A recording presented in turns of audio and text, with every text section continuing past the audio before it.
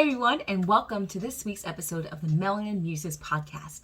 This week, you are in for a treat because we have a brand new segment called Callie's Corner. Now, today, you are going to be spending the time with Callie as she explains 3 essential points on how to implement self-care into your life, aka Self-Care 101. Stay tuned. Oh, and remember to like, subscribe, and hit the little notification bell down below to keep updated on our future episodes. Enjoy the show. Hello, everyone. I'm Callie, and this episode of Melanin Muses, we will be discussing Self-Care 101. I love talking about self-care because it's a topic that's very close to my heart. So, to begin, we will be covering 3 topics. Topic number 1, self-parenting. Number 2, making time for yourself.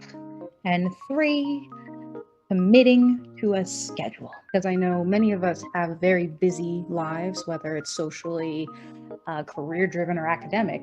So it's very difficult for us to make time for ourselves. So I know that self-care tips are something that everyone needs, and this is where Callie the Thinker comes into play.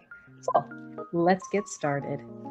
The first tip is self-parenting. Now, as many of us grow older, we developed a sense of self either through our experiences with our parents or just learning as we move forward in life.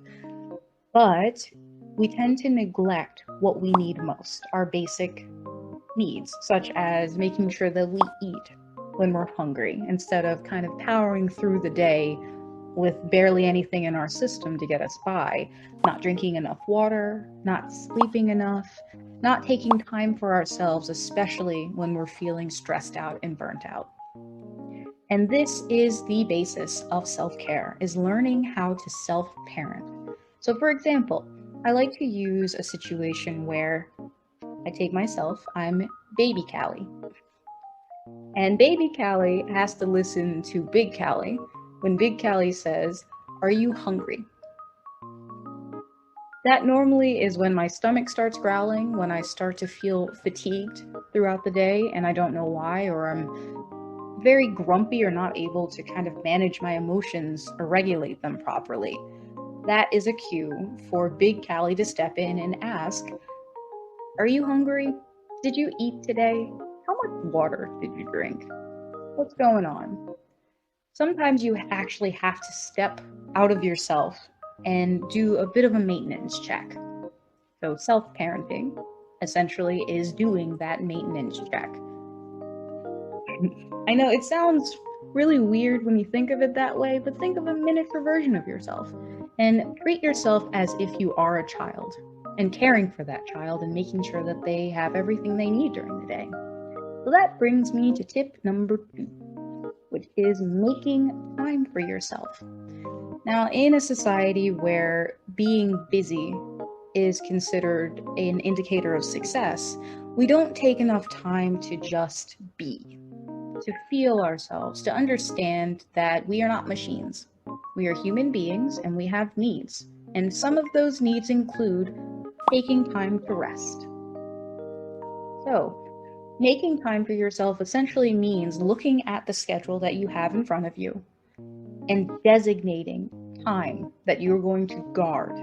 So for example, with me, I'm currently in grad school and I work full-time. That is a lot on my plate, in addition to making sure that I'm social, making sure that I'm attending to my family members, doing extracurricular activities that bring me joy and help me to maintain my sense of creativity.